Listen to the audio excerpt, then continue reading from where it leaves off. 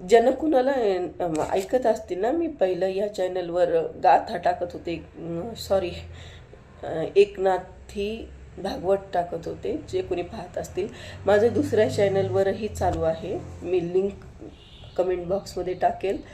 माझ्या लक्षात नाही राहिलं ॲक्च्युली सांगायचं की दुसऱ्या चॅनलवर भागवत चालू आहे. दोन्ही चॅनलवर एकच काय म्हणून मी इथं गाथा सुरू केली. तिकडे भागवत आहे. ज्यांना कुणाला ऐकायचं असेल त्यांनी ते नक्की ऐका.